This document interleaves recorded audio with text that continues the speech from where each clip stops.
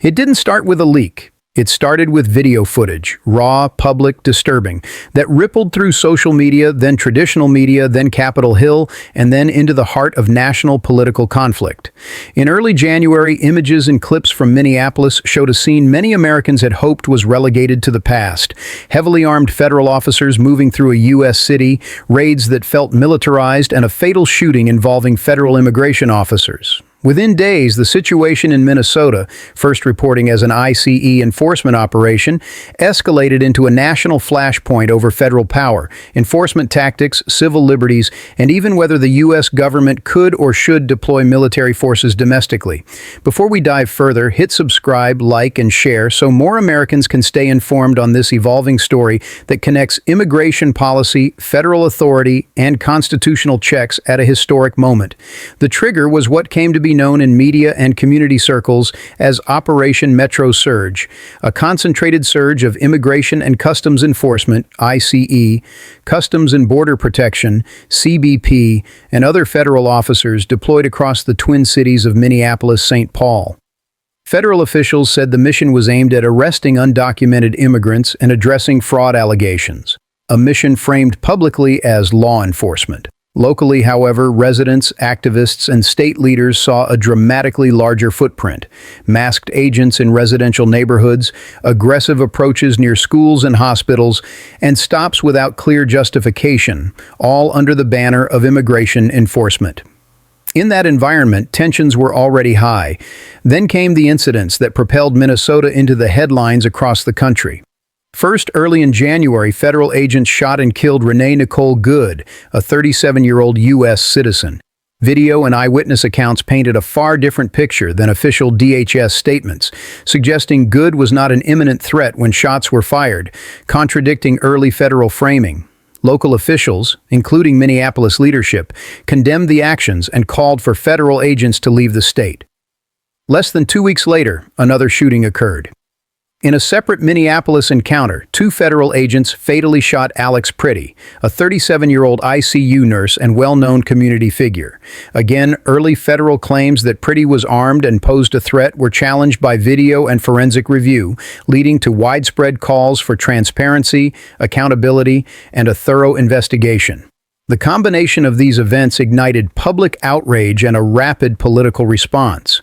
Local leaders, including Minnesota's governor and city officials, demanded a halt to federal enforcement actions and accountability for the shootings. State and local authorities even filed lawsuits seeking to stop Operation Metro Surge and limit federal presence, citing violations of constitutional rights and federal overreach. As the controversy spread, key national figures weighed in. Former President Barack Obama called the situation a heartbreaking tragedy and a moment of reckoning over enforcement tactics that seemed to escalate rather than de-escalate tension, a rare cross-political intervention into a current conflict that underscored its national significance. A key thread running through all of this, and what has fueled speculation about broader federal power, is the way in which the federal government has responded to local pushback. As protests intensified, there were reports and threats that federal authority could be expanded, including invoking rarely used statutes like the Insurrection Act. That law, dating back to the early 19th century, gives a president authority to deploy active duty troops domestically in situations of rebellion or lawlessness. In reaction to what was described on Truth Social and other platforms as attacks on federal agents in Minnesota, President Trump publicly warned that if state leaders did not stop what he labeled assaults on ICE personnel, he might enact the Insurrection Act to ensure federal enforcement could continue unhindered. Critics, including civil liberties organizations, state officials, and a broad swath of political voices, immediately noted that such a move would be historic and controversial. Deploying the military within U.S. borders is not unheard of. It has happened in limited contexts, e.g., desegregation efforts in the 1950s and 1960s, but doing so in a politically charged U.S. city in 2026 would be unprecedented in modern times.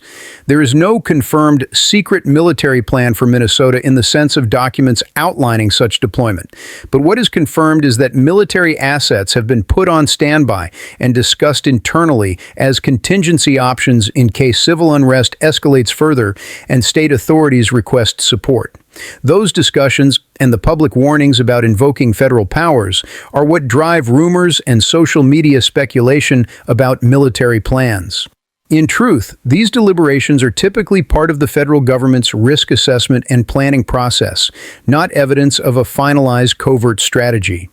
The Pentagon and defense officials regularly prepare contingency options for potential domestic deployment scenarios. That doesn't mean forces are being sent imminently, but it does indicate the seriousness with which parts of the federal apparatus are monitoring the situation. Beyond the question of military deployment lies a deeper political reality. This conflict sits at the intersection of immigration enforcement policy, federal versus state authority, local community safety, and civil liberty concerns. Federal officials argue they are responding to increased immigration violations and criminal activity. Local leaders counter that heavy federal enforcement without local cooperation fuels tension and undermines trust.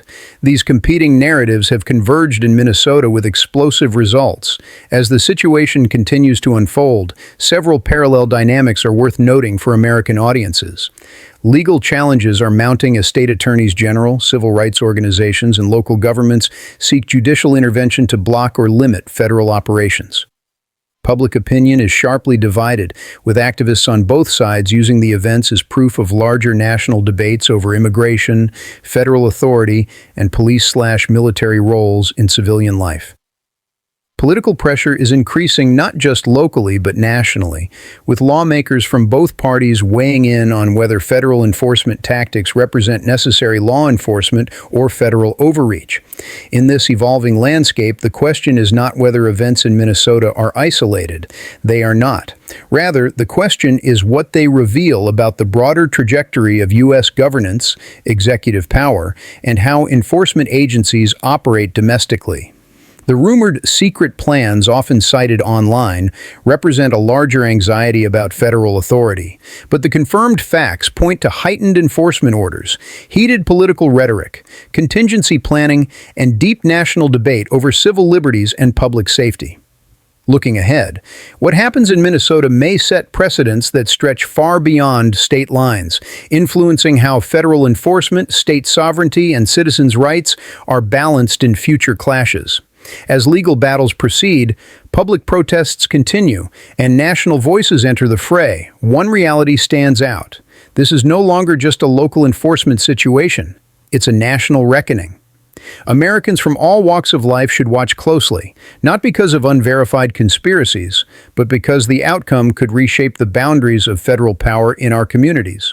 If you want continuing updates on this situation and other key developments affecting national policy and civil liberties, make sure you're subscribed. Staying informed is one of the best ways to understand how these major events affect you and your fellow citizens.